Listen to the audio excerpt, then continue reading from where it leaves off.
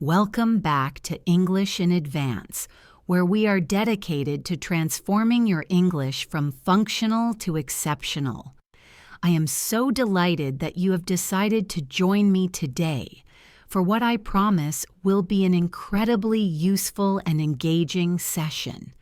Whether you are listening to this on your morning commute while you are cooking dinner, or perhaps just relaxing at home with a cup of tea, you are in exactly the right place to take your English fluency to the next level.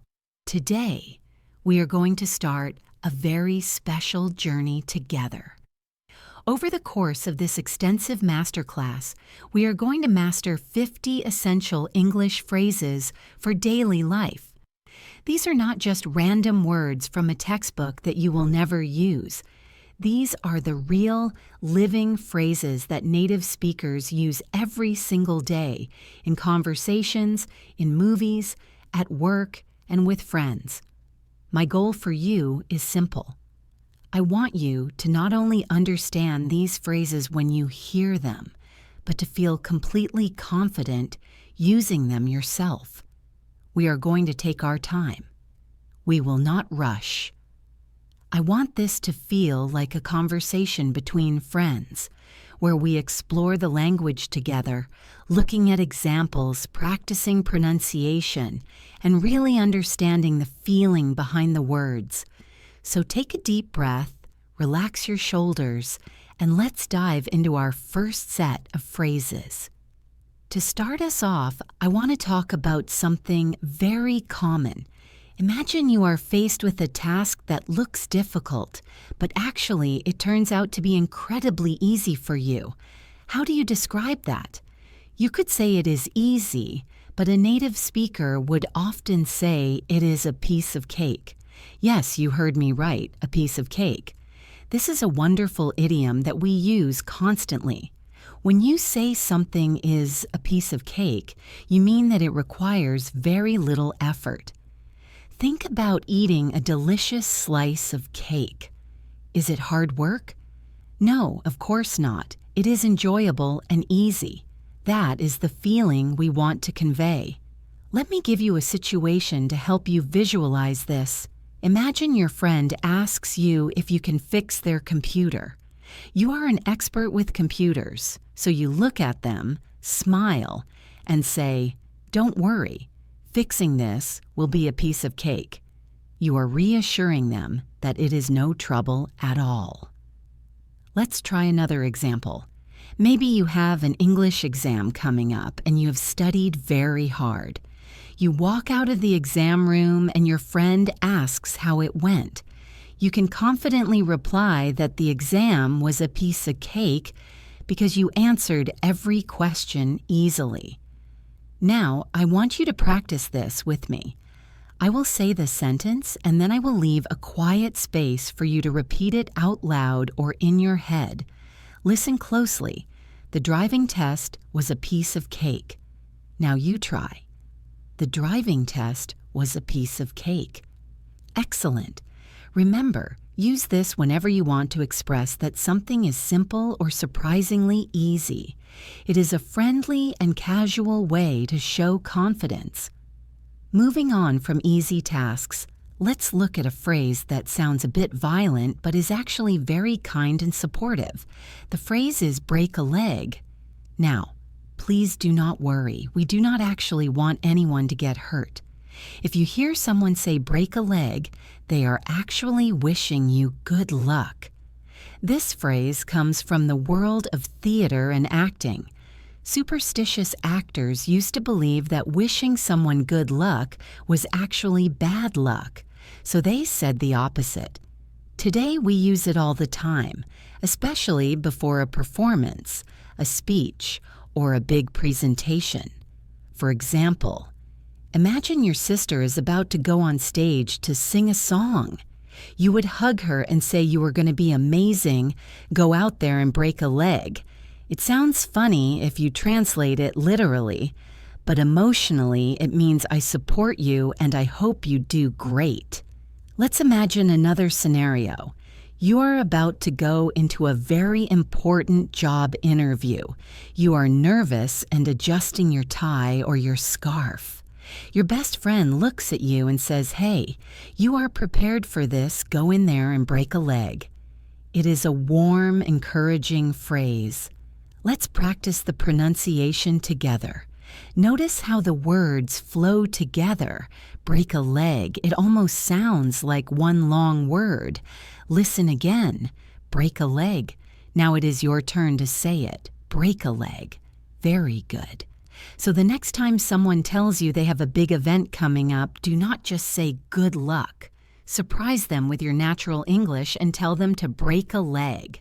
Now let's transition to a phrase we use when someone is exactly right about something. Have you ever been in a conversation where someone describes a situation perfectly or guesses the exact reason for a problem? When that happens, we say you hit the nail on the head. Imagine a carpenter working with a hammer and a nail. If they hit the nail exactly on the top or the head, it goes in perfectly straight. That is accuracy. So, figuratively, when you say someone hit the nail on the head, you are telling them that their statement was 100% accurate. Let me paint a picture for you. You and your colleagues are trying to figure out why sales are down this month. Everyone is guessing different reasons. Then, one colleague says, "I think sales are down because our website is too difficult to use." You realize instantly that they are right. You would point to them and say exactly, "You hit the nail on the head, that is the problem." It is a very satisfying phrase to use because it validates the other person's intelligence. Let's try another context. Maybe you are talking about feelings. You are feeling sad, but you don't know why. Your friend says, "I think you are just exhausted from working so much overtime." You realize that is exactly the truth. You reply, "Wow, you really hit the nail on the head. I need a break." Let's practice this longer phrase together. Listen to the rhythm. You hit the nail on the head. Listen one more time. You hit the nail on the head. Now you try it. You hit the nail on the head. Perfect. This is a great phrase to use in business meetings or serious discussions to show you agree completely with an analysis. Speaking of secrets and discussions, our next phrase is a very colorful one. It is, "Let the cat out of the bag." This is a fantastic idiom that means to reveal a secret, usually by accident. Imagine you have bought a surprise gift for your mother and you are hiding it. But then, your younger brother accidentally tells your mother about the gift. You would look at him and say, "Oh no, you let the cat out of the bag, the secret is out now." The origin of this phrase is quite old and disputed, possibly related to markets where people might trick buyers by swapping a pig for a cat in a bag. But today we focus purely on the meaning of revealing secrets. Let's think of a workplace example. Maybe there is a rumor that your boss is retiring, but it is not official yet. Then, during a lunch break, someone mentions the retirement party. They have let the cat out of the bag. The secret is no longer a secret. It is often used with a sense of regret or surprise. You might say, "I was trying to keep the party a surprise, but Sarah let the cat out of the bag." Let's practice this flow. Notice how the T in let and cat can be soft or connected to the next word. Let the cat out of the bag. Listen again, carefully. Let the cat out of the bag. Now, I want you to say it, "Let the cat out of the bag." Great job. It is such a visual phrase, isn't it? It makes English feel more alive than just saying, "You told the secret."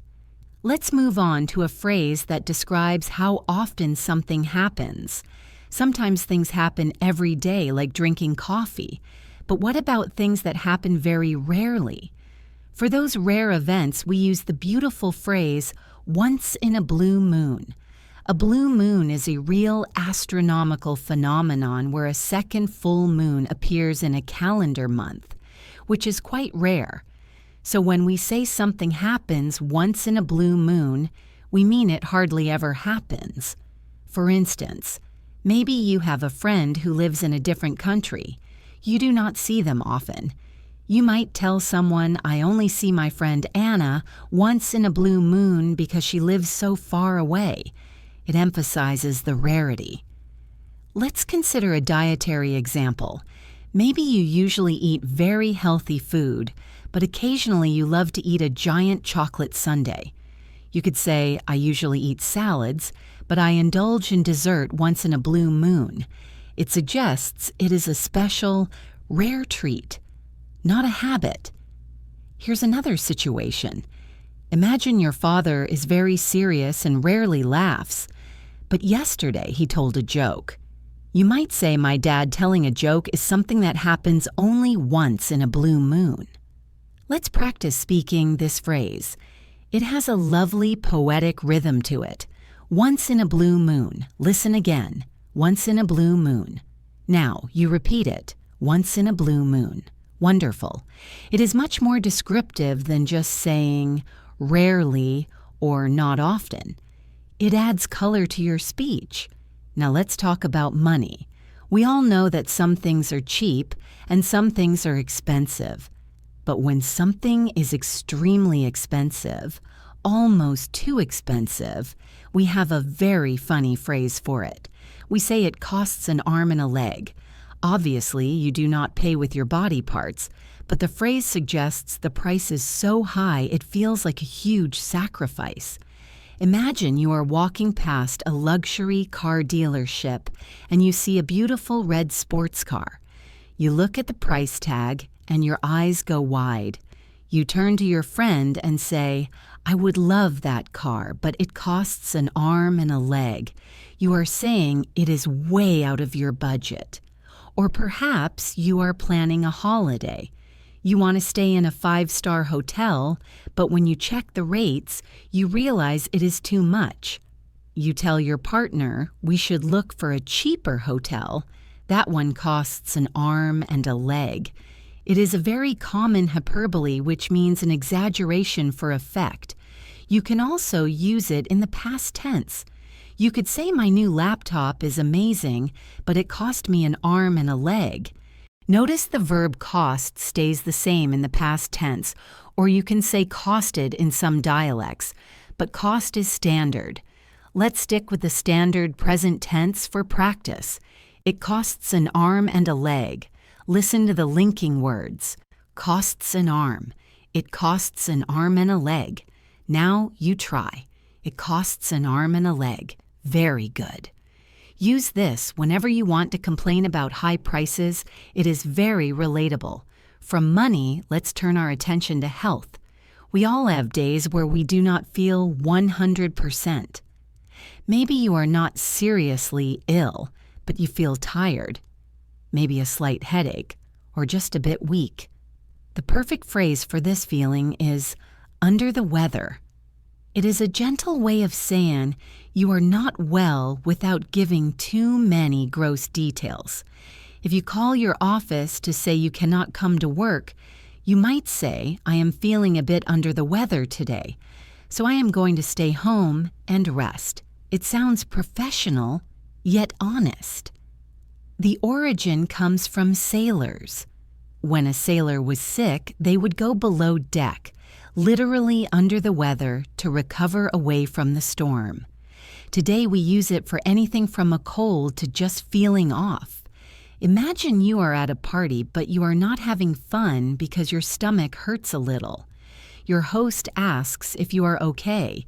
You can politely say, I am so sorry, I am feeling a little under the weather. I think I should head home early. It is much better than listing your symptoms. Let's try another example. You meet a friend for coffee and they look pale. You ask, are you okay? You look a bit under the weather. It shows concern.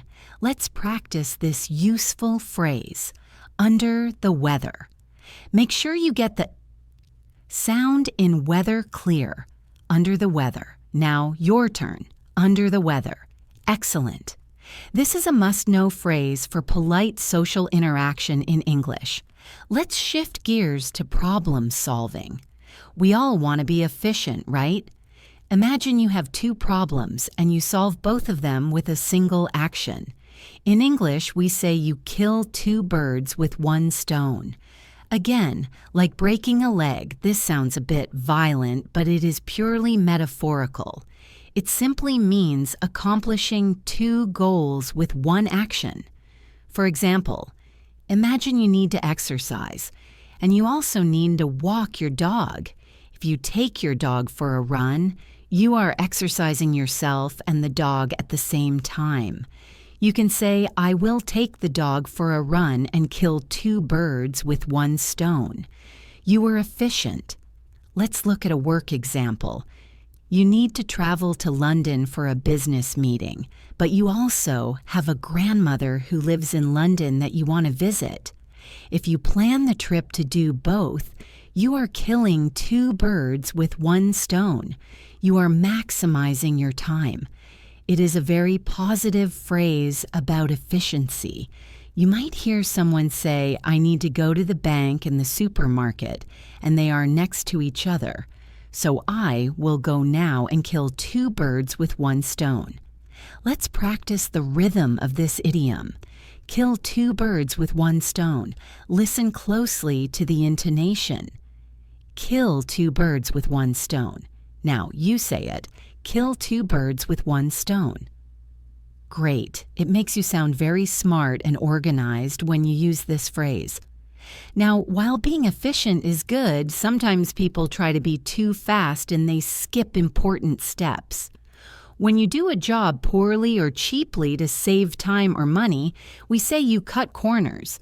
This is usually a negative phrase.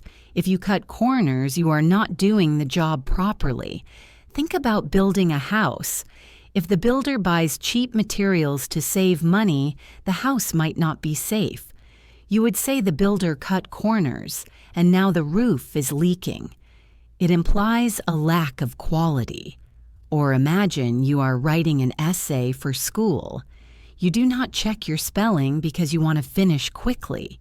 Your teacher might give you a low grade and say you cannot cut corners if you want a good result. You have to do the work thoroughly. However, sometimes in business, people talk about cutting corners to save budget, but it is almost always a risk. For example, the company decided to cut corners on safety training, and an accident happened. It serves as a warning.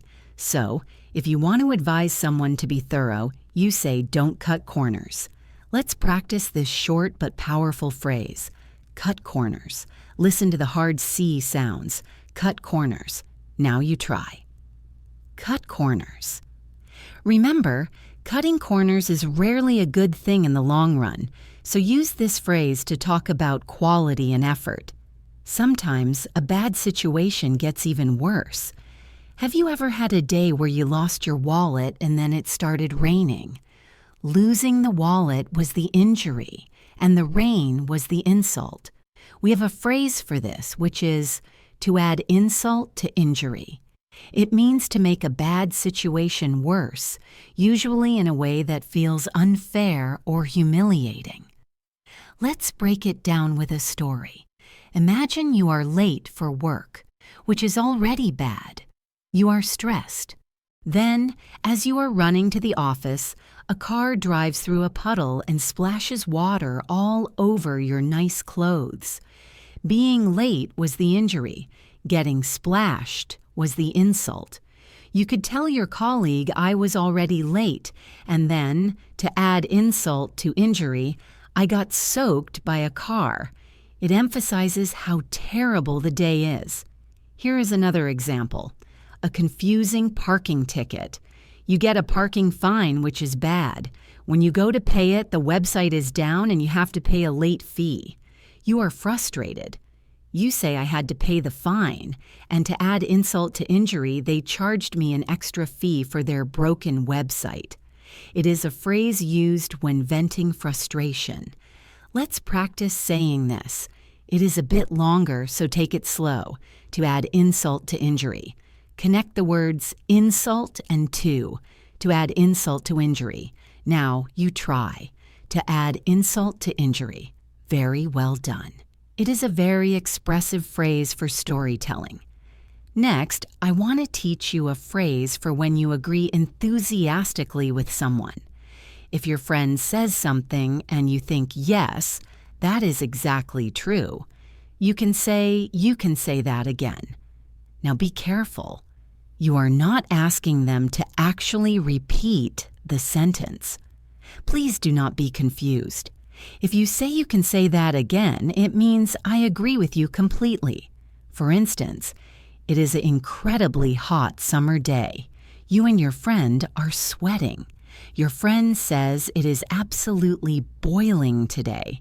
You would reply, you can say that again. It means, yes, it is definitely boiling. Or perhaps you are watching a movie and the acting is terrible.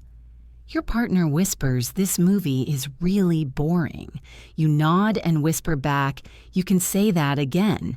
It acts as a confirmation of their opinion. It is a very friendly, social bonding phrase. It shows you are on the same page. Imagine you have just finished a huge meal and you are full. Your friend says that was a delicious dinner. You rub your stomach and say you can say that again. It is informal and perfect for casual conversation. Let's practice the intonation. You usually put stress on the word that. You can say that again. Listen one more time. You can say that again. Now you try. You can say that again. Perfect. It is a great way to participate in a conversation without having to add a new idea. You just support the existing one.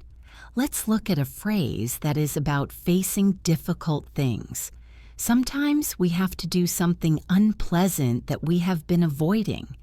Maybe it is going to the dentist, or making a difficult phone call, or paying a large bill. When you finally decide to stop delaying and just do it, we say, you bite the bullet. This phrase comes from history. Perhaps from times when soldiers had to bite on a bullet during surgery before anesthesia. It represents bravery in the face of pain. Today, the pain is usually just annoyance or discomfort.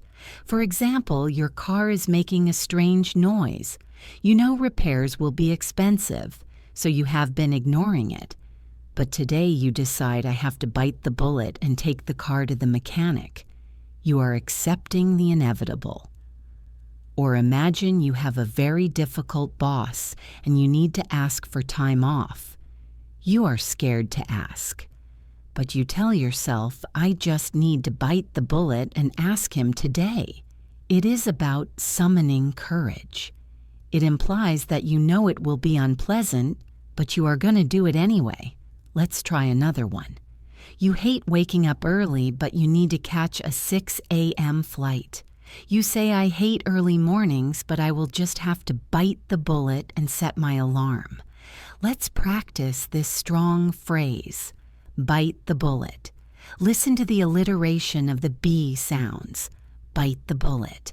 Now your turn. Bite the bullet. Excellent work. It is a phrase of determination. We are making such wonderful progress today.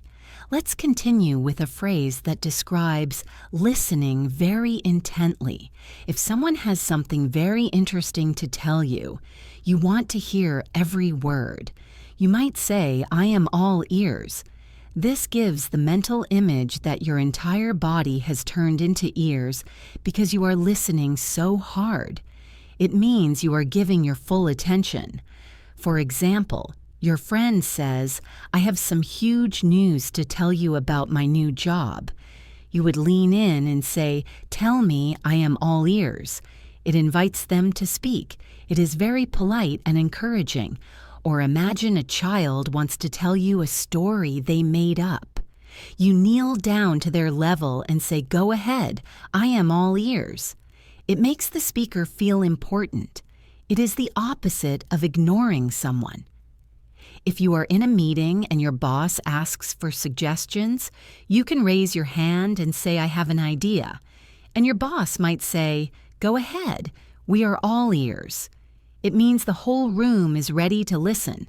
It is a lovely, short phrase. Let's practice it.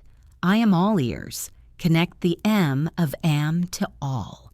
I'm all ears. Listen again. I'm all ears.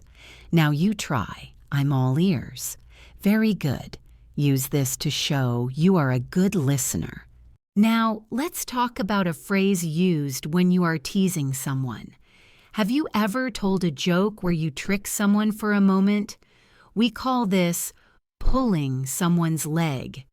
It means to joke with someone, often by telling them something that isn't true, just for fun.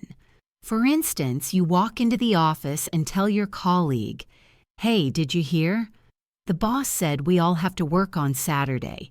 Your colleague looks shocked and scared. Then you laugh and say, I'm just pulling your leg, we don't have to work. It implies it was a harmless prank. Or imagine you tell your friend, I just won the lottery. They start screaming with excitement. Then you admit, I am only pulling your leg. I didn't win anything. You have to be careful with this one.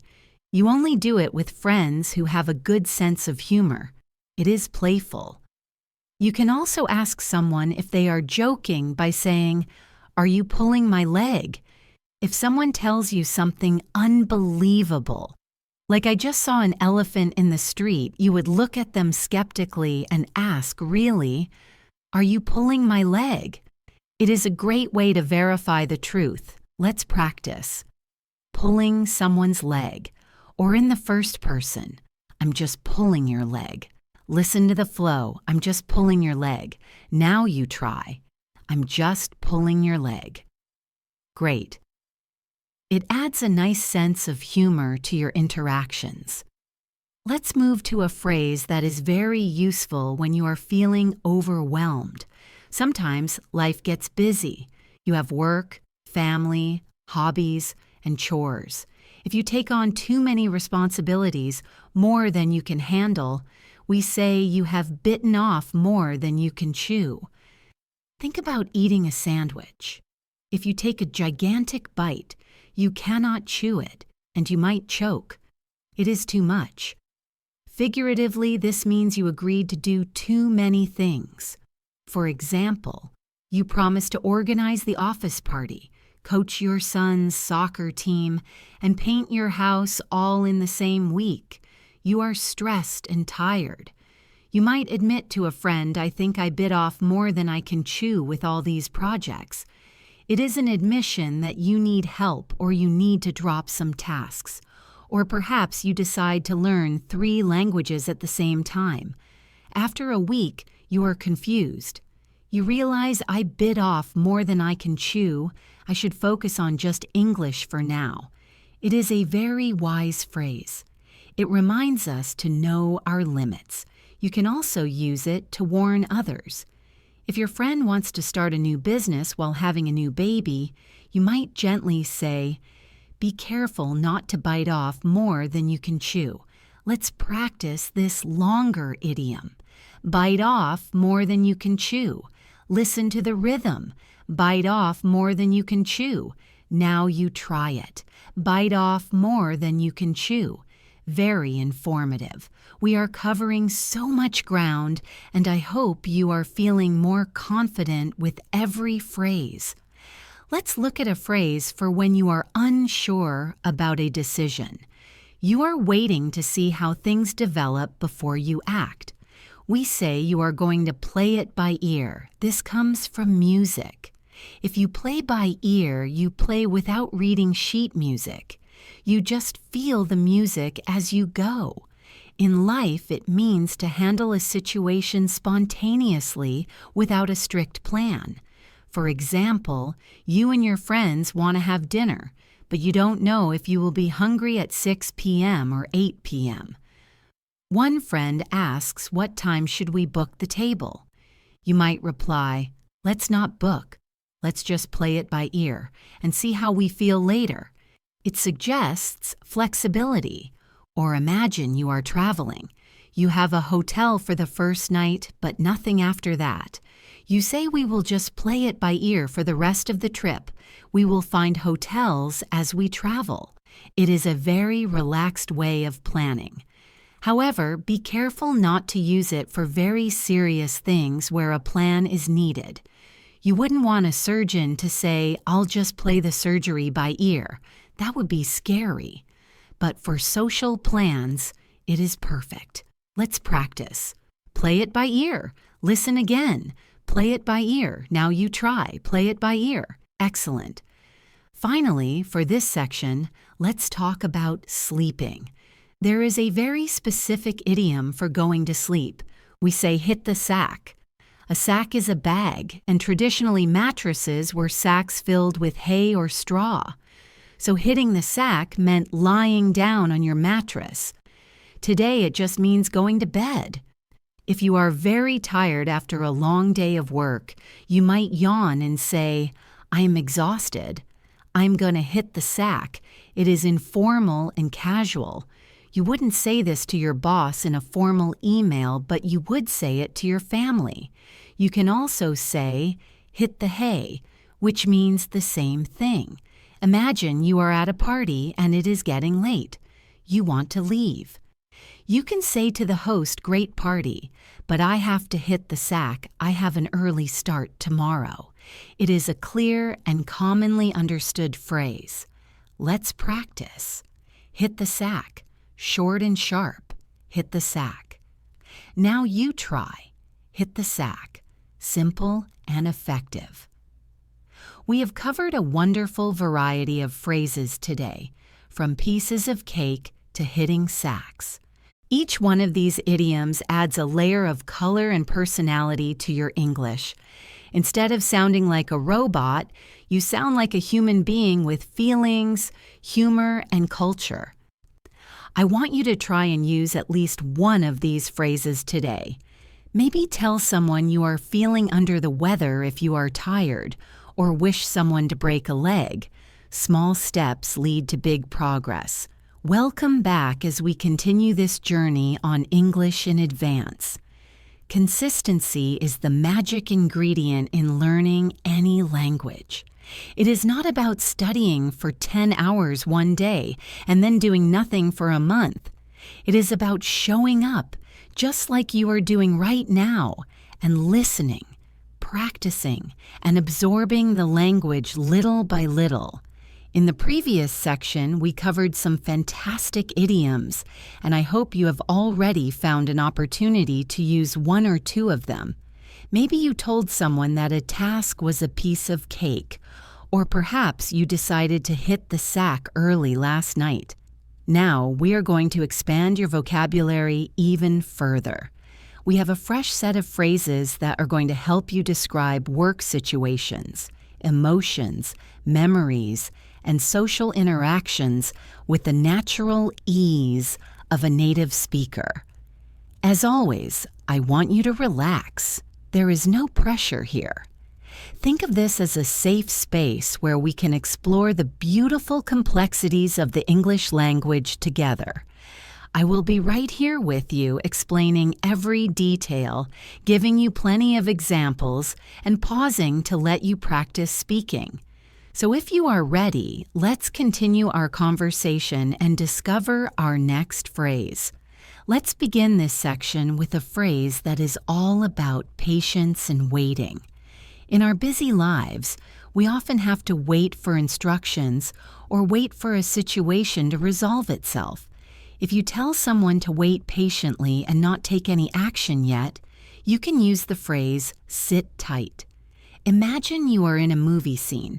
The hero is in a car, and the getaway driver says, "Sit tight, I will be right back." It means stay exactly where you are and do not move. It implies a sense of readiness, but also stillness. In real life, we use it all the time in business and social situations. For example, imagine you have applied for a job. You have done the interview, and now you are anxious to hear the result. You call the recruiter, and they tell you we are still making a decision, so just sit tight and we will call you next week.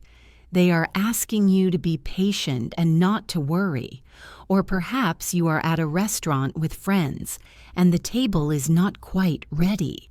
The hostess might say, "Please sit tight in the waiting area and we will have your table ready in 5 minutes." It is a friendly, informal way to say, "Please wait here." It suggests that the wait won't be too long or that you need to stay in one place. Let's practice this short, sharp phrase. Pay attention to the T sounds at the end of both words. Sit tight. It is almost percussive. Listen again. Sit tight. Now, I want you to say it. Sit tight. Very good. It is a great phrase to use when you want someone to remain calm and wait for further instructions. Moving from waiting to working together, let's talk about cooperation. When there is a big job to do and everyone contributes a little bit of effort or money to get it done, we say everyone needs to pitch in. This is a wonderful phrase about community and teamwork. Imagine you and your friends are having a party. After the party, the house is a mess. There are cups and plates everywhere. You might say to your friends, if we all pitch in, we can clean this room in 10 minutes. It means if everyone helps a little, the job gets done faster. It is not just for work. It can also be for money. Suppose you want to buy a very expensive gift for your teacher. It is too expensive for one person. You could suggest to your classmates, let's all pitch in $5 so we can buy a nice present. In this context, pitching in means contributing money to a shared pool. Think about a workplace scenario. A project is behind schedule and the deadline is tomorrow.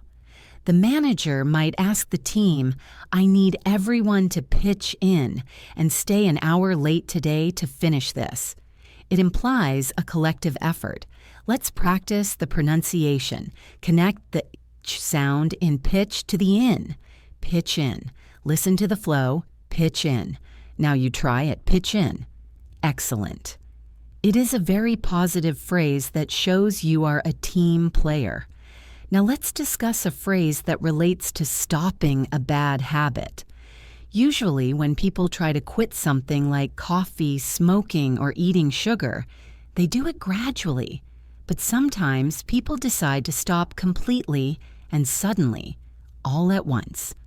We call this going cold turkey. It is a strange phrase, isn't it?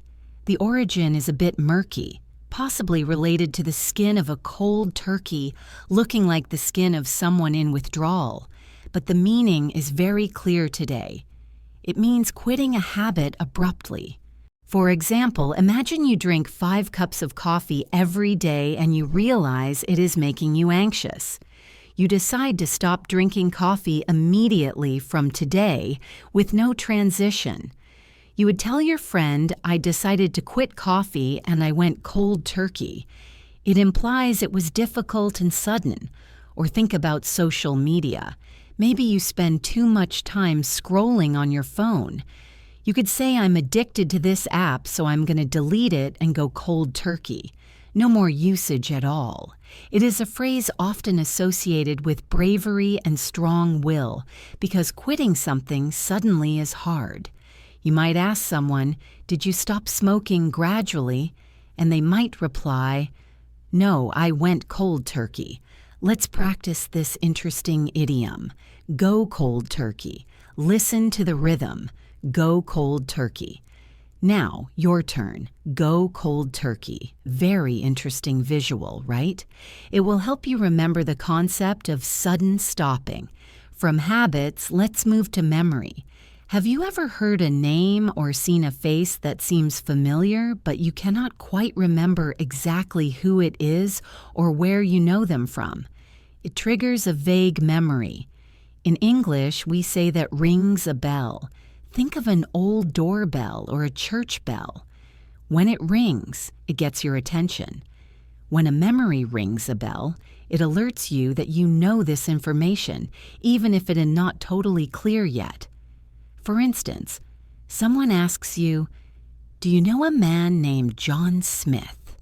You might reply, "The name rings a bell, but I cannot remember his face." It means the name sounds familiar, or maybe you hear a song on the radio. You know you have heard it before, perhaps in a movie. You say this song rings a bell. What movie is it from? It is a very useful phrase when you don't want to say, "No, I don't know," but you also don't know the full answer. It shows recognition. Imagine you are at a work conference. Someone waves at you. You whisper to your colleague, "That woman looks familiar. Her face rings a bell, but I forgot her name." It happens to all of us. Let's practice saying this. Focus on the NG sound in ring. Ring a bell. Make it sing a little. Ring a bell. Now you try. Ring a bell. Perfect. Use this whenever you have that feeling of partial recognition. Now let's talk about stress and emotions. We all get stressed, angry, or full of nervous energy. Sometimes you just need to release that energy so you can feel calm again. We call this blowing off steam. Imagine a steam engine or a pressure cooker. If the pressure gets too high, it might explode. You have to open a valve to let the steam escape safely. People are the same. If you are angry at your boss, you cannot yell at your boss. Instead, you might go to the gym and run very fast on the treadmill to blow off steam. It means doing something active to release tension. You might say, "I had a terrible day at work, so I'm going for a long walk to blow off steam." It is a healthy way to manage emotions. Or perhaps your children are running around the house screaming. You might tell your partner, "The kids have too much energy, let's take them to the park to blow off steam." It implies letting out excess energy. It is a very common phrase in mental health and daily conversation. You might ask a friend, "What do you do to blow off steam?" They might answer, "I play video games or I cook." Let's practice this dynamic phrase. Blow off steam. Connect the W in blow to off. Blow off steam. Now you try. Blow off steam. Great. It is important to know how to describe your emotional needs. Let's switch gears to communication style. Some people like to talk a lot and give many unnecessary details before they get to the main point. But sometimes, especially in business or emergencies, you want the main information immediately. You want them to cut to the chase. This idiom comes from the movie industry. In early silent films, the audience would get bored with the dialogue scenes and just want to see the exciting chase scene at the end.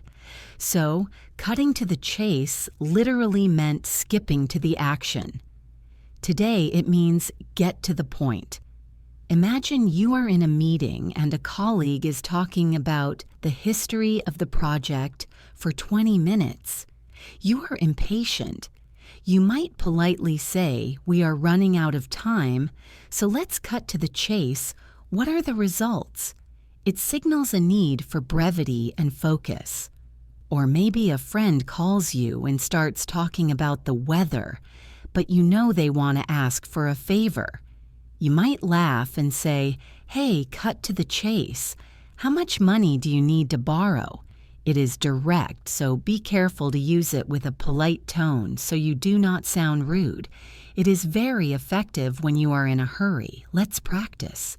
Cut to the chase. Sharp and direct. Cut to the chase. Now you try. Cut to the chase. Very good. It is a power phrase for controlling a conversation. Sometimes, despite our best efforts, we cannot make a decision or a plan because the situation is uncertain. When a plan is not yet finalized, we say it is up in the air. Imagine a juggler throwing balls up in the air. Until they catch them, you don't know where they will land. They are suspended. If you are not sure if you are going on vacation next month because you might have work, you would say my vacation plans are still up in the air. It means nothing is confirmed. Or imagine you are waiting to hear if you got a promotion. Your friend asks, "Did you get the job?" You reply, "I don't know yet.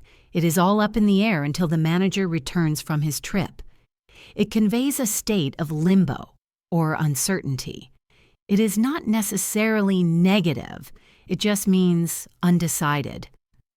Think about a wedding. You might know the date, but the location is still up in the air. You are still looking for a venue. It is a great alternative to saying, "I don't know." Let's practice the linking in this phrase. Up in the air, it flows like one word. Up in the air, listen again. Up in the air, now you try. Up in the air, excellent. Use this when you want to express that things are still being decided. Now let's look at a phrase for someone who is very alert, quick to understand things, and efficient. If you are doing a great job and you are aware of everything happening around you, we say you are on the ball. This phrase likely comes from sports like tennis or baseball, where you have to keep your eye on the ball to play well. If you are on the ball, you are not making mistakes. Imagine you have a personal assistant who always remembers your schedule, brings you coffee before you ask, and anticipates your needs. You would say, "Wow, my assistant is really on the ball." It is a high compliment. Or imagine you are in a class and the teacher asks a difficult question. You answer it immediately and correctly. The teacher might smile and say, "You are really on the ball today." It means you are sharp and focused. Conversely, if you are tired and making mistakes, you might apologize and say, "I am sorry I am not really on the ball today. I didn't sleep well." It is a great professional phrase. If you want to praise a colleague, tell them they are on the ball. Let's practice. On the ball. Listen to the stress. On the ball. Now you try. On the ball. Very good. Everyone likes to be told they are on the ball. Moving on to emotional recovery. Life is full of setbacks. Maybe you lose a job, break up with a partner, or fail a test. It hurts. But eventually you have to accept it and move forward. The phrase for this process is to get over it or get over something. To get over something means to recover from an unpleasant experience. It implies climbing over a wall that was blocking your path. For example, imagine your friend broke up with her boyfriend 6 months ago, but she is still crying every day. You might gently think she really needs to get over him. It means she needs to heal and stop being sad. Or perhaps you had a bad flu. You were sick for 2 weeks. When you are finally healthy again, you can say, "It took me a long time to get over that flu." It works for physical illness too. It can also be used for small annoyances. Maybe you are angry that your favorite sports team lost. Your friend tells you it is just a game. Get over it. In this context, it is a command to stop complaining. It is a very versatile phrasal verb. Let's practice it. Get over it. Connect the T of get to the O of over. Get over it. Listen again. Get over it. Now you try. Get over it. Great. It is a phrase of resilience and moving forward. Let's lighten the mood with a compliment. When someone dresses up for a special occasion and looks absolutely fantastic, elegant, and attractive, we say they look like $1 million. We do not use this for casual clothes. You usually use this when someone is wearing a suit, a tuxedo, or a beautiful evening gown. Imagine your friend is getting married. You see her in her wedding dress for the first time. You would say, "Oh my goodness, you look like $1 million. It means she looks perfect and expensive." Or your brother is going to a job interview and he has a new haircut and a sharp suit. You give him confidence by saying you look like $1,000,000, they will definitely hire you. It is a wonderful confidence booster. It is much stronger than just saying you look nice. It implies a sense of glamour and high quality. Even if the clothes were cheap, if the person looks great, they look like $1,000,000. Let's practice this happy phrase. Look like $1,000,000. Listen to the rhythm. Look like $1,000,000. Now you try. Look like $1,000,000. Wonderful. Try to use this the next time you see someone dressed up. You will make their day. Speaking of money and value, let's talk about people who start life with a lot of advantages. If someone is born into a very wealthy family and has never had to work hard for money, we say they were born with a silver spoon in their mouth. This is an old idiom. In the past, silver spoons were very expensive and only rich people had them. If a baby was fed with a silver spoon, the family was wealthy. Today, we use it to describe privilege. For example, if you have a friend who gets a new car for their birthday and has their university paid for by their parents, you might describe them to someone else by saying, "He is a nice guy, but he was born with a silver spoon in his mouth. He doesn't understand what it is like to be poor." It can sometimes be a little bit critical, implying that the person has had an easy life. However, it is primarily a descriptive phrase about background. You might read a biography of a king, and it says he was born with a silver spoon in his mouth. Let's practice. It is a long one. Born with a silver spoon in his mouth. Listen carefully. Born with a silver spoon in his mouth. Now you try. Born with a silver spoon in his mouth. Very descriptive. On the complete opposite side of the spectrum, we have a phrase for people who start with nothing and become very successful. This is the story everyone loves. We call it rags to riches. Rags are old, torn, dirty clothes that a poor person might wear. Riches, of course, means wealth. So a rags to riches story is a story of a person going from poverty to wealth.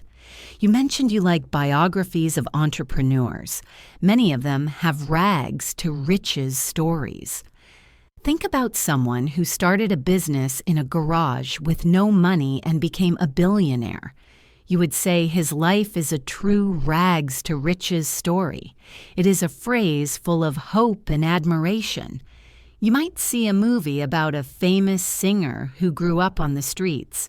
You would tell your friend you have to watch this movie. It is a classic rags to riches tale. We use it almost exclusively as an adjective before the word story or tale. Let's practice. Rags to riches. Note the Z sound at the end of rags. Rags to riches. Now you try. Rags to riches. Excellent. It captures the American dream and similar ideals perfectly. Now let's revisit the concept of spending money. We learned about things costing an arm and a leg. Another vivid phrase for paying a very high price for something, usually too much, is to pay through the nose. This sounds painful, doesn't it? It means to pay an exorbitant amount of money. The origin might be related to tax collectors in history, but today it just means being overcharged. Imagine you go to a concert, but you didn't buy tickets early. You have to buy them from a scalper outside. As you might say, the concert was great, but we had to pay through the nose for the tickets. It implies you are not happy about the price. Or imagine you need to book a flight at the last minute for an emergency. Airlines often charge more for last-minute flights. You would say, "I had to fly home yesterday, and I paid through the nose for the seat." It carries a sense of resentment, like you were forced to pay it. Let's practice this expression. Pay through the nose. Listen again. Pay through the nose. Now your turn. Pay through the nose. Very good. It is a very colorful way to complain about prices. Let's move to social behavior. Have you ever been angry with someone, so you decided to ignore them? You don't answer their calls, you don't look at them, and you walk past them as if they are not there. In English, we call this giving someone the cold shoulder. It paints a picture of turning your back on someone, showing them your cold shoulder instead of a warm face. For example, imagine you had an argument with your sister. The next day, you try to talk to her, but she walks away. You would tell your mother, "I tried to apologize, but she is giving me the cold shoulder." It means she is being deliberately unfriendly. Or perhaps at work, you got a promotion that your colleague wanted. Now he won't speak to you. You could say, "Ever since I got the promotion, John has been giving me the cold shoulder." It describes a passive-aggressive behavior. It is not shouting, it is silence. Let's practice. Give someone the cold shoulder. Listen to the flow. Give someone the cold shoulder. Now you try. Give someone the cold shoulder. Ideally, we shouldn't do this to people, but it is important to know the phrase when it happens to you. Finally, for this section, let's talk about accountability. When you have done something wrong, or when a difficult situation has finally arrived, you have to accept the consequences. We say you have to face the music. This does not mean listening to a song. It means facing the unpleasant reality of your actions. Imagine you broke your mother's favorite vase. You hid it for a while, but now she is home. You have to go downstairs and tell her. You say to yourself, "Well, I cannot hide forever. It is time to face the music." It implies bravery in accepting punishment or criticism. Or imagine a company made a bad investment and lost a lot of money. Now they have a meeting with the investors. The CEO has to face the music and explain the loss. It suggests that the time for excuses is over. It is a strong, mature phrase. You might tell a friend who is avoiding a difficult conversation you need to stop running away and face the music. Let's practice this classic idiom. Face the music. Listen to the C connecting to the M. Face the music. Now you try. Face the music. Excellent. We have added incredible new phrases to your toolkit. Think about the range we covered. You can now talk about waiting by sitting tight, working together by pitching in, and recovering by getting over it. You could describe someone who is efficient as being on the ball, and someone who is ignoring you as giving you the cold shoulder. These are the textures of the English language. I want you to imagine yourself using these phrases. Visualization is a powerful tool for learning. Close your eyes for a moment. Imagine you are at work. Imagine telling your team, "Let's cut to the chase and solve this problem." Imagine how professional that sounds. Now, imagine telling a friend you look like $1,000,000. Imagine their smile. This emotional connection to the words will help you remember them much better than just memorizing a list. Welcome back as we continue to build our house of language, brick by brick, phrase by phrase. I want to take a moment to acknowledge your effort. Listening to a long script in a foreign language is not easy. It takes focus and dedication. But trust me, this immersion is exactly what your brain needs to start thinking in English, rather than translating from your native language. Now we are going to explore phrases that deal with encouragement, decision-making, mistakes, and work habits. These are phrases that will help you navigate office politics, comfort a sad friend, or describe a difficult situation with grace and accuracy. Let's start this section with a phrase that is pure kindness. We all have moments when we feel defeated. Maybe we failed a test, lost a job, or received some bad news. When someone is feeling sad, their body language often changes. They look down at the ground, their head drops. So in English, when we want to encourage someone to stay positive and not give up, we say, keep your chin up. It is a physical instruction with an emotional meaning. If you lift your chin, you are looking forward, not down at your feet. You are facing the world again. Imagine your friend didn't get the promotion she wanted at work. She is sitting at her desk, looking very sad. You would walk over, put a hand on her shoulder, and say, I know you are disappointed, but there will be other opportunities. Keep your chin up. It is a gentle way of saying, stay proud and stay hopeful. Or imagine a child who lost a soccer game. He is crying. You would say you played a great game. Keep your chin up. You will win next time. It is a phrase of support. It tells the other person that they still have dignity and a future. Let's practice this encouraging phrase. Keep your chin up. Feel the upward movement in the intonation.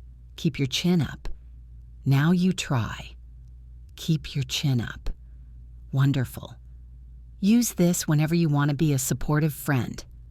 Now, imagine a situation where you are having a problem and your friend is having the exact same problem. You are not suffering alone. You are suffering together. In this case, we say you are in the same boat. Think about a small rowboat in the middle of a large ocean. If a storm comes, everyone in that boat faces the same danger. No one is safe while the others are at risk. You share the same fate. For example, imagine you and your colleague both have to work late on a Friday night. You are both tired and want to go home. You might look at him and say, I know you are tired. I am too. We are in the same boat. It creates a sense of solidarity.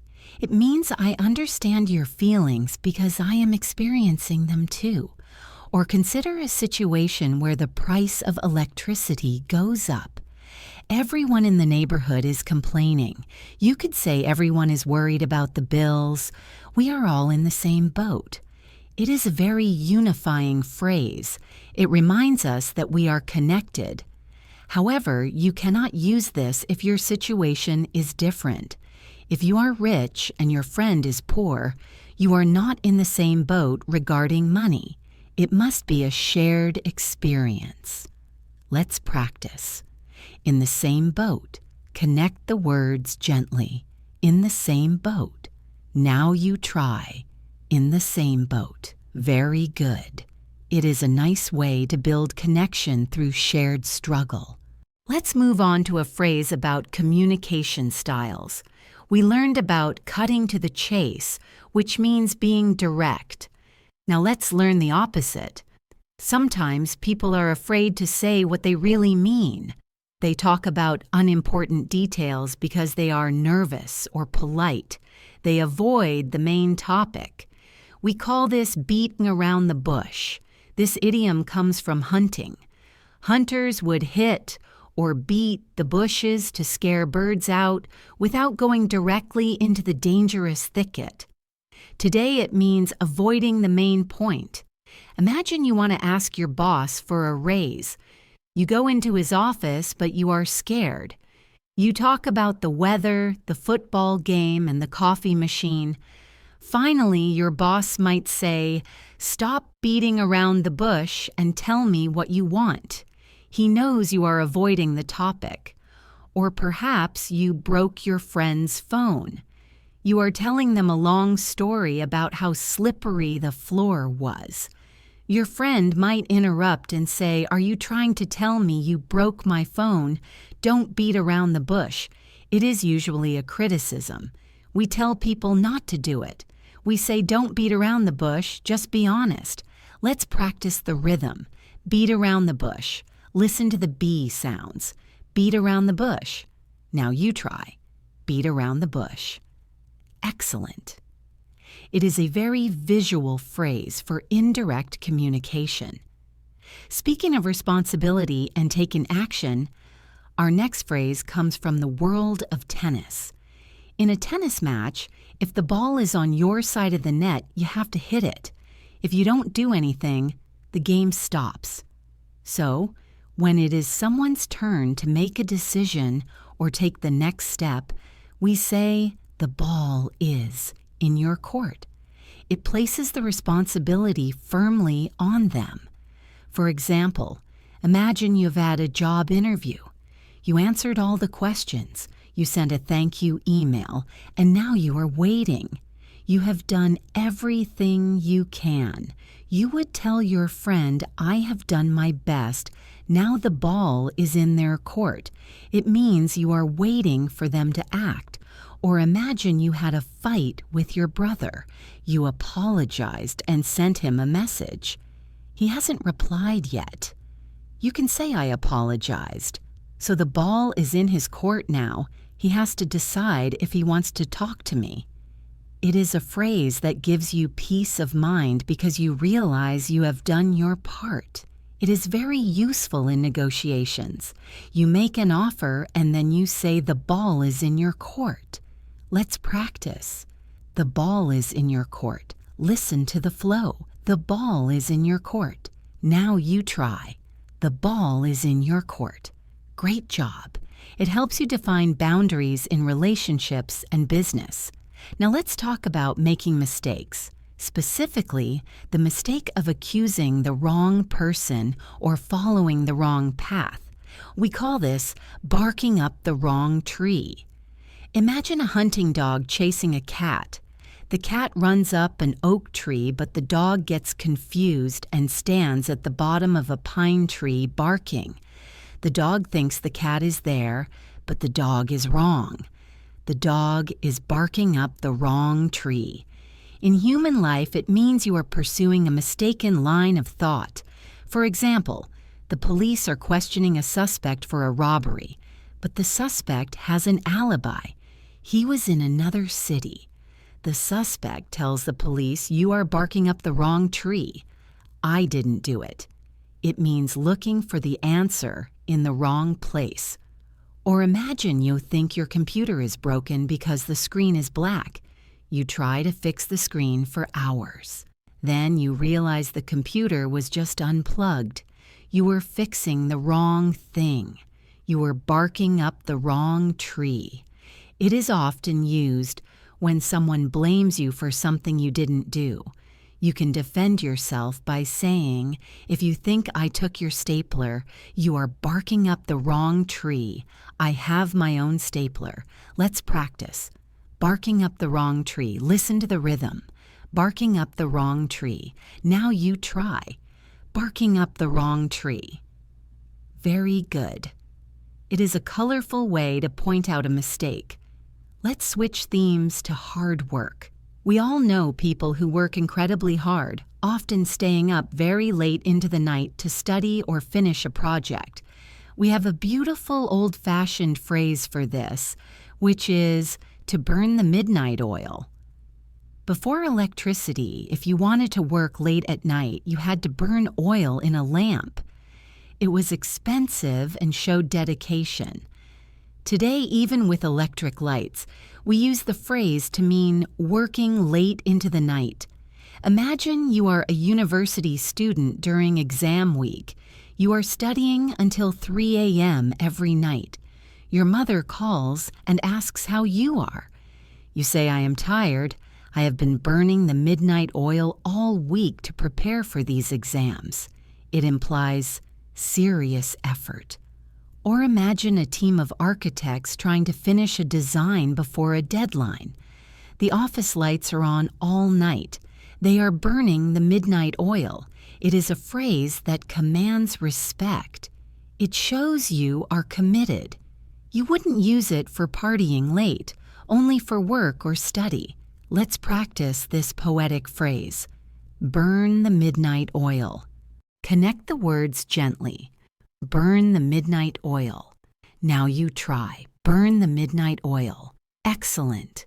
Use this to describe your hard work and dedication. Sometimes we work hard, but sometimes we need to stop working. There's a specific phrase for deciding that the workday is over. We say, let's call it a day. It is a declaration that we are finished for now and we will continue tomorrow. Imagine you and your team have been working on a report since 8 a.m. It is now 6 p.m. and everyone is tired and making mistakes. You, as the leader, can stand up and say, "Okay, everyone, we are tired. Let's call it a day and go home." It is a very welcome phrase to hear. It means we are stopping the activity. You can also use it for non-work things. If you are playing tennis and it starts to rain, you might say it is raining too hard. Let's call it a day. It signifies the end of the effort. A similar phrase is call it a night, which you use if it is very late in the evening. But call it a day is the most common for work. It is a decisive phrase. It prevents people from working until they burn out. Let's practice. Call it a day. Connect call and it. Call it a day. Listen again. Call it a day. Now you try. Call it a day. Very useful. It helps you set boundaries between work and rest. Now let's look at a phrase about assumptions. We often look at people and guess what they are like based on their appearance. But often, our guesses are wrong. The famous proverb for this is, "Don't judge a book by its cover." If you see a book with a plain, boring brown cover, you might think the story inside is boring. But it might be the most exciting adventure ever written. People are the same. You might see a man in old, dirty clothes and think he is uneducated, but he might be a genius professor gardening. If you dismissed him, you judged the book by its cover. This phrase is a warning against prejudice and superficiality. For example, you meet a new colleague who looks very young and shy. You think she won't be good at the job, but then, in the meeting, she has the best ideas of everyone. You would admit to yourself, "I shouldn't have judged a book by its cover. She is brilliant." Or maybe you go to a restaurant that looks ugly from the outside, but the food is delicious. You would say the restaurant looks terrible, but don't judge a book by its cover. The food is amazing. Let's practice this wise proverb. Don't judge a book by its cover. Listen to the flow. Don't judge a book by its cover. Now you try.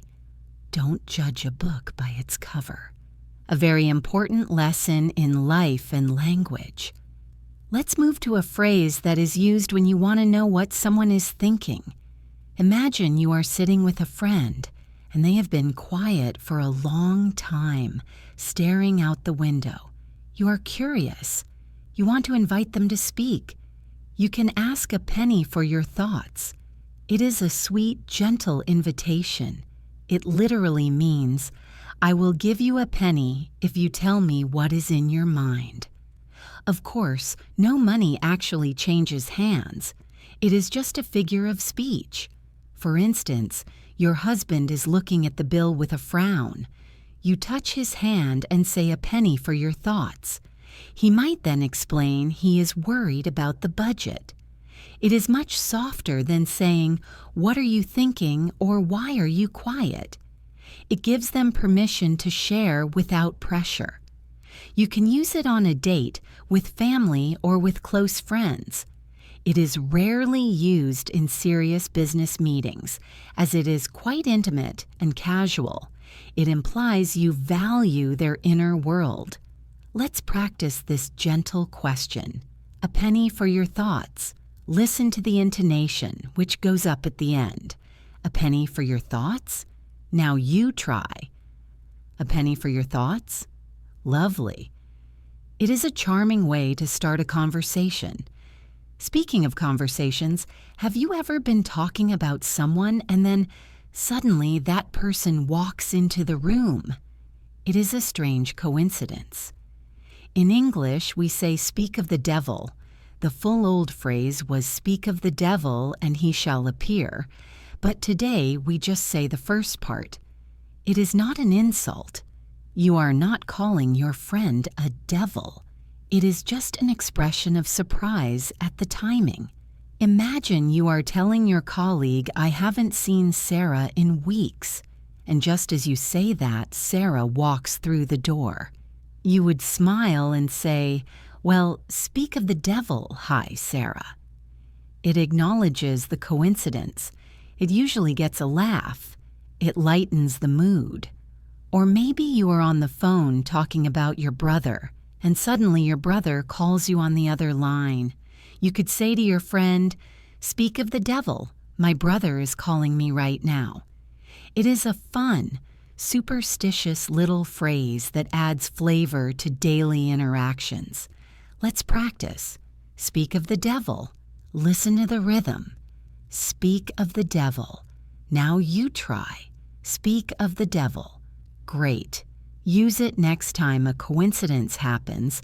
It makes you sound very natural. Now, let's talk about enthusiasm for new things.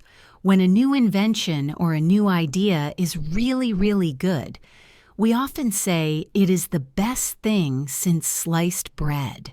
This is a funny historical phrase. When bread slicing machines were invented in the early 20th century, it was a huge convenience because slicing bread by hand was messy and difficult. People loved it. So now, whenever something is convenient and wonderful, we compare it to sliced bread. For example, you get a new smartphone app that organizes your entire life. You tell your friend you have to download this app. It is the best thing since sliced bread. It means it is a fantastic innovation. Or maybe you discover a new way to peel garlic that is very fast. You show your spouse and say, look at this. It is the best thing since sliced bread. It is clearly an exaggeration, which makes it fun. It expresses high praise. You wouldn't use it for something serious like a medical cure, but for gadgets, apps, and life hacks, it is perfect. Let's practice. Best thing since sliced bread. Listen to the S sounds. Best thing since sliced bread. Now you try. Best thing since sliced bread. Very good. It shows you have a fun personality. Let's move to a phrase involving guilt.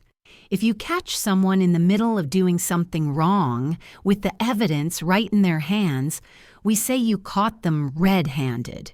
The origin is quite literal. Imagine someone with blood on their hands from a crime, or maybe red jam from a jar they stole. The evidence is undeniable. Imagine you tell your child no cookies before dinner. You walk into the kitchen and see your child with a cookie in his mouth and his hand in the jar. You caught him red-handed. He cannot lie. Or think of a more serious example. A thief is trying to break into a car, and the police arrive right at that moment. The police caught the thief red-handed. It means there is no doubt about their guilt. It is often used in news reports or when telling dramatic stories. I walked in and caught him red-handed reading my diary. It implies a moment of shock and discovery. Let's practice this dramatic phrase. Caught red-handed. Emphasize the red. Caught red-handed. Now you try. Caught red-handed. Excellent. It is a very vivid image. Our final phrase for this section is about making life more interesting. Sometimes life or work can get a bit boring and repetitive. You do the same thing every day. When you want to add excitement or variety, we say you want to spice things up. Think about cooking. If a soup is bland and has no taste, you add spices like pepper, chili, or garlic to make it interesting. We do the same with life. If your relationship feels boring, you might plan a surprise trip to spice things up. You are adding flavor to the relationship, or maybe your English study routine is getting boring because you only read textbooks. You decide to listen to this podcast to spice things up. You are adding variety. Teachers often try to spice up their lessons by playing games. It is a positive phrase about creativity and energy. You might say, let's spice things up and try a new restaurant tonight instead of our usual place. It shows a desire for fun. Let's practice. Spice things up. Connect the words. Spice things up. Now you try. Spice things up. Wonderful. Always look for ways to spice up your learning. We've traveled from the tennis court with the ball is in your court to the kitchen with spice things up. We have learned how to encourage people by telling them to keep their chin up and how to stop working by calling it a day.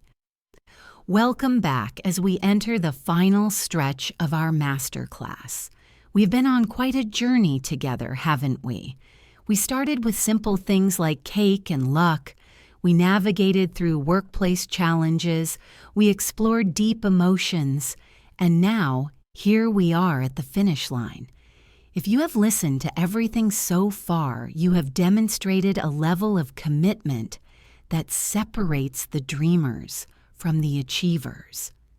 You have immersed yourself in hours of English content, training your ears to hear the subtle rhythms and melodies of this beautiful language. Today, we are going to place the final pieces of the puzzle.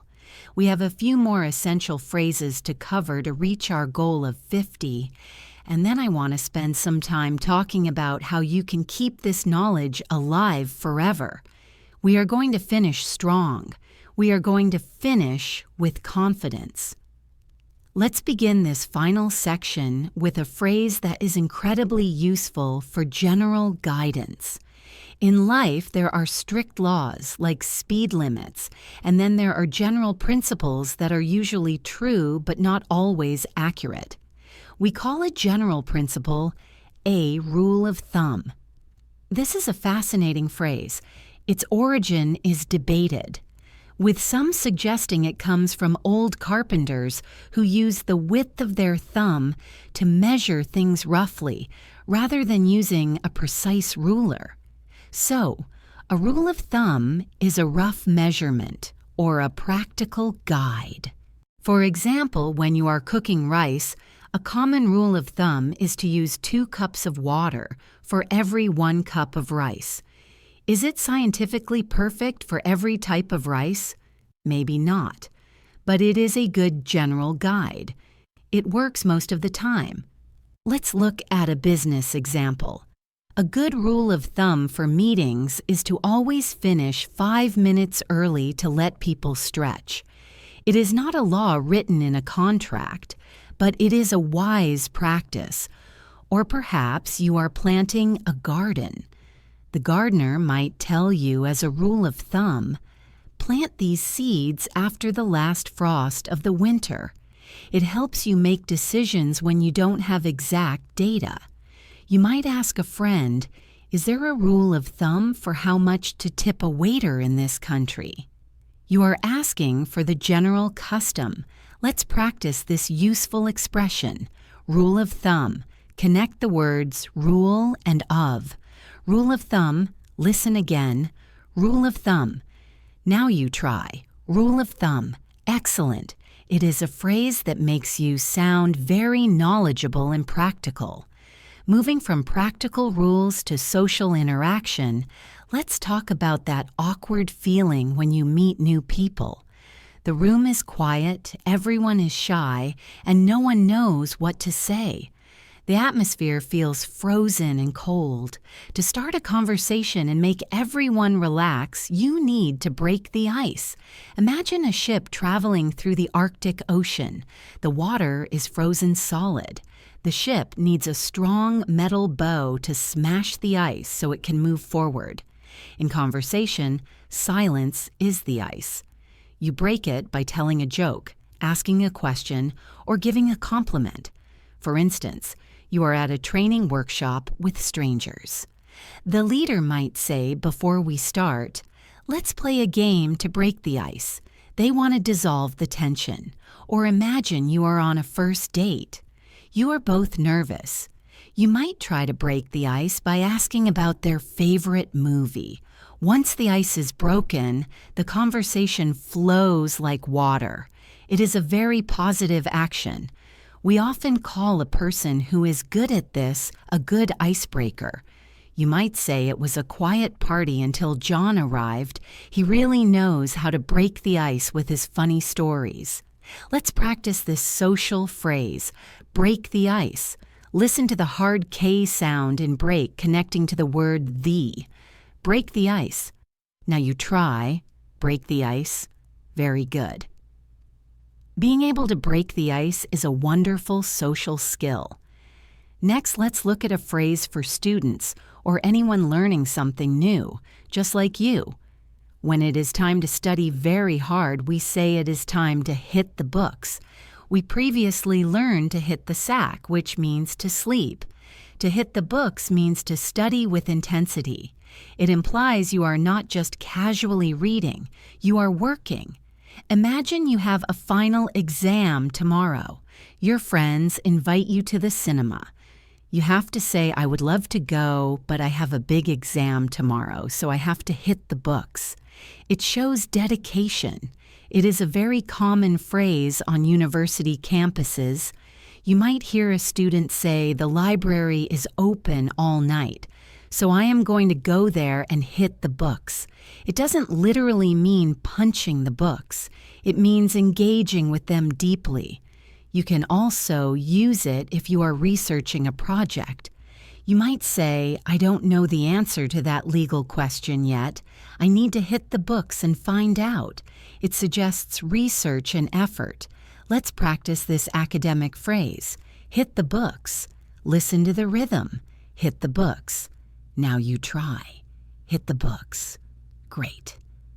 Since you are listening to this podcast, you are essentially hitting the books right now in an audio format. Now let's discuss persuasion. Have you ever not wanted to do something, but your friend convinced you to do it anyway? Maybe they begged, or they promised you a reward, or they just kept asking until you said yes. In English, we say they twisted your arm. Again, this is not physical violence. It is a metaphor for applying pressure. Imagine someone holding your arm behind your back until you agree. But in daily usage, it is usually used jokingly. For example, you are on a diet, and you say you don't want any cake. Your friend says, but it is chocolate cake, and it is delicious, and I made it just for you. Finally, you smile and say, okay, you twisted my arm, I will have a slice. You are saying you persuaded me. It acknowledges that you were reluctant at first, but you gave in. Or imagine you didn't want to go to the party, but your friends insisted. You arrive at the party and tell the host I wasn't going to come. But Sarah twisted my arm. It is a way of admitting you were persuaded without losing face. It suggests the persuasion was difficult but successful. Let's practice. Twist someone's arm, or in the past tense, you twisted my arm. Listen to the flow, you twisted my arm. Now you try. You twisted my arm. Excellent. Use this when you finally agree to something after saying no. Let's move on to a phrase about skills and aging. Sometimes we are very good at something, like playing tennis or negotiating deals or flirting. But as time goes by, if we don't practice, we might lose that skill. We become less effective. We say, you have lost your touch. Imagine a pianist who has magical fingers, a magic touch. If they stop playing for 10 years, they lose that magic. They have lost their touch. For example, imagine a salesman who used to be the best in the company, but lately he cannot close any deals. His boss might whisper, I think he is losing his touch. It is a bit sad. It means he is not as good as he used to be. Or perhaps you used to be very good at making people laugh. But today, you told a joke, and nobody laughed. You might joke about yourself and say, oh dear, I think I am losing my touch. It is a humble way to admit failure. It can apply to anything: cooking, sports, writing, or social skills. It reminds us that skills need to be maintained. Let's practice this phrase. Lost your touch. Connect the T of lost to your. Lost your touch. Listen again. Lost your touch. Now you try. Lost your touch. Very good. Keep practicing English so you never lose your touch. We are approaching the very end of our list. Let's look at a phrase that is all about attitude. Life is unpredictable. Plans change. Things go wrong. Some people get angry and fight against the changes, but other people accept the changes and adapt easily. We say these relaxed people go with the flow. Imagine a river. The water flows in one direction. If you try to swim against the current, it is exhausting and difficult. If you turn around and float with the current, it is easy. You are going with the flow. In life, this means being flexible. For example, you are on a holiday. You plan to go to the beach, but it is raining. Instead of being angry, you say it's okay. Let's go to a museum instead. I'm happy to go with the flow. You are easygoing. It is a wonderful quality to have. People love traveling with someone who can go with the flow. Imagine a meeting where the projector breaks. The presenter smiles and says, "No problem. I will just talk without slides. I'll go with the flow." It shows confidence and calm. If someone asks you what you want to do for dinner and you really don't mind, you can say you choose, "I am happy to go with the flow." It is the ultimate phrase of relaxation.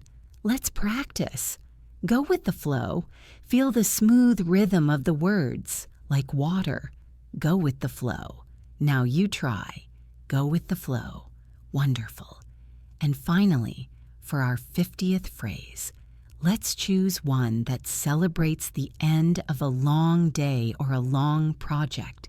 We have already learned call it a day, but there is another phrase we use when we finish something completely and we are ready to leave. We say it's a wrap. This comes from the movie industry. When the director finishes filming the final scene of the movie, they shout, "That's a wrap." It means the production is finished, the cameras can stop rolling, and everyone can go home. We use it now in daily life for projects. If you finish organizing a big event as the last guest leaves, you can turn to your team and say, "Okay, everyone, that's a wrap. Great job." It signifies a definitive, successful end. It is a celebration of completion.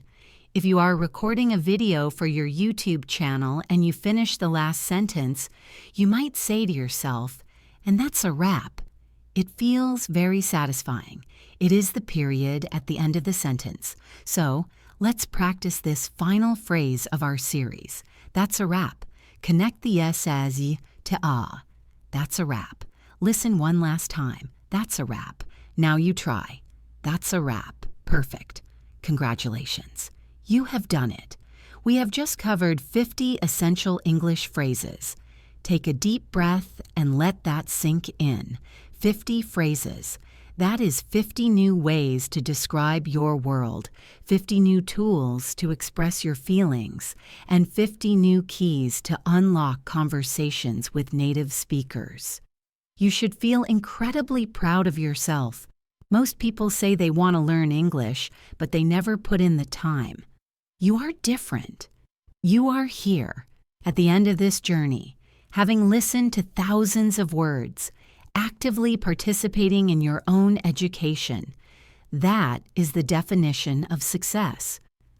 I want to take these final moments to talk about what comes next. Learning a language is not a destination. It is a journey that never truly ends. You have these 50 phrases in your mind now, but like we learned, if you don't use them, you might lose your touch. So how do you make sure these phrases stay with you forever? The secret is integration. You have to weave these phrases into the fabric of your daily life. First, I want you to become an active listener. When you watch a movie in English or listen to a song or watch a YouTube video, listen specifically for these idioms. When you hear an actor say, "Let's cut to the chase," or "I'm feeling under the weather," I want you to smile. Recognize it. That moment of recognition is powerful. It tells your brain this is important. It moves the vocabulary from your passive memory to your active memory. You will start hearing these phrases everywhere because they are everywhere. Second, do not be afraid to make mistakes. This is the biggest barrier for English learners. You might be afraid that if you use an idiom, you will say it wrong and people will laugh. Let me tell you a secret. Native speakers love it when learners try to use idioms. Even if you say it slightly wrong, even if you say break a leg when someone is going to sleep instead of hit the sack, people will appreciate the effort. It shows you are trying to connect on a deeper level. So, take a risk. Twist someone's arm. Speak of the devil. Go out on a limb. The more you use them, the more natural they will feel. Third, use the power of repetition. This script is designed to be listened to multiple times. You don't read a favorite book just once, and you don't listen to a favorite song just once. Language learning relies on repetition. Listen to this while you are driving, while you are cleaning the house, while you are exercising to blow off steam. Let my voice become a familiar background presence. The first time you listen, you are learning the meaning. The second time, you are noticing the pronunciation. The third time, you are speaking along with me. By the 10th time, these phrases will be a part of you. They will pop into your head automatically without you even thinking about it. I also want to encourage you to create your own examples. We practiced with my examples, but your life is different from mine. Take a notebook. Write down the phrase, rule of thumb. Then, write a sentence that is true for your life, your job, or your culture. Maybe, as a rule of thumb, I always drink tea in the morning. When you connect the English to your personal reality, the neural pathway in your brain becomes much stronger. Make the language yours. Own it. We have covered so much ground. We laughed about pigs in bags and breaking legs. We commiserated about costing an arm and a leg and being in the same boat. We got motivated to hit the books and burn the midnight oil. We learned how to be polite by biting our tongues or playing it by ear. This series is a toolkit. You now have a hammer, a screwdriver, a saw, and a wrench for the English language. You are ready to build conversations.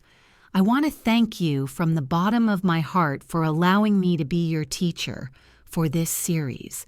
It has been an absolute pleasure to guide you through these intricacies of English.